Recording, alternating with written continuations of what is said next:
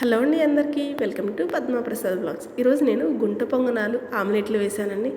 ఇంట్లో ఉండే ఇంగ్రీడియంట్స్తో పిల్లలకి డిఫరెంట్గా హెల్తీగా చేసి పెడితే, అందులోనూ సమ్మర్ ఏమో ఇంట్లోనే ఉంటారు కదా, ఇలా వేడిగా వాళ్ళకి నచ్చిన తీరులో చేసి పెడితే కమ్మగా తింటారు. క్విక్గా ఎలా చేసుకోవాలో చూపిస్తాను, వచ్చేయండి.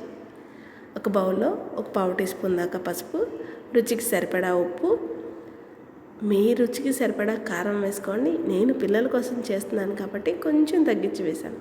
ఇప్పుడు ఈ మూడింటిని కలపడానికి ఒక బుడ్డి గ్లాసుడు పాలు పోసుకుంటున్నాను. పాలు పోసాక ఉప్పు, కారం, పసుపు చక్కగా మొత్తాన్ని కూడా చూడండి ఇలా థిక్గా పేస్ట్ లాగా రెడీ చేసేసుకున్నాం కదా.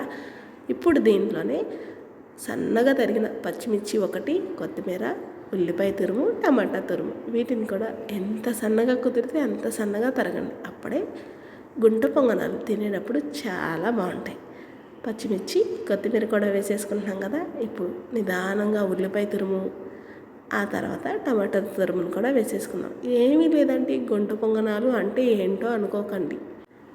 ఒక్కొక్క ఊళ్ళో ఒక్కొక్కలాగా పిలుస్తూ ఉంటారు. మనకి ఈ ప్లేట్ అనేది గుంట పొంగనాలు వేసుకునేది అన్ని సూపర్ మార్కెట్లో, మనకి ఇళ్ళ దగ్గర, అదే ఊళ్ళో ఉండే స్టీల్ కొట్లు అన్నిట్లోనూ ఉంటుంది. లేవు, దొరకలేదు అనుకోండి, ఏమీ పర్వాలేదు, చిన్ని పెనాలు ఉంటాయి కదా, వాటి మీద అయినా చక్కగా ఆమ్లెట్ వేసేసుకుంటే అంతే, చాలా బాగుంటుందండి. ఇలా ట్రై చేసి చూడండి. పాలు వేసి మనం వేసుకున్న ఉల్లిపాయ తురుము, టమాటా తురుమును చక్కగా కలిపేశాను కదా.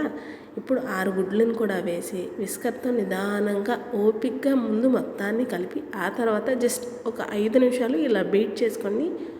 ఇలా బీట్ చేయడం వల్ల ఫ్లఫీగా వస్తాయి గుంట పొంగనాలు. మొత్తాన్ని కలిపేశాను కదా, చూడండి, గరిటె పెట్టి చూపిస్తాను. ఇలా ఉంటే సరిపోతుందండి. ఇప్పుడు మనం ఇది పక్కన పెట్టి గుంట పొంగనాల పెనాన్ని వేడి చేసుకుందాం. ఇదే అండి గుంట పొంగనాల పెనం అంటే.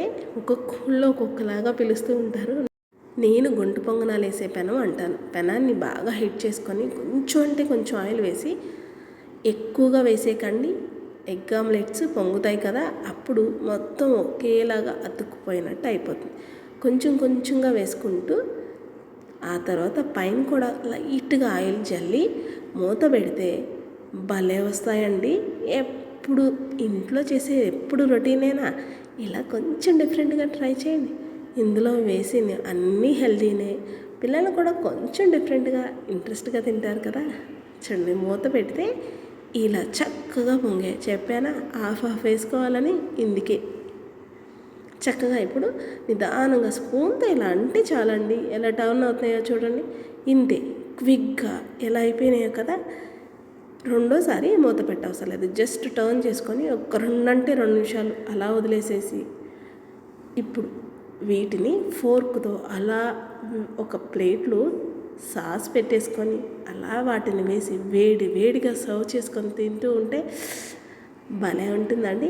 నచ్చిందండి మీకు ఈ వీడియో? అయితే లైక్ చేయండి, మన ఛానల్ని సబ్స్క్రైబ్ చేసుకోండి. నేను మరిన్ని కొత్త వీడియోస్తో వస్తూ ఉంటాను మీ ముందుకి.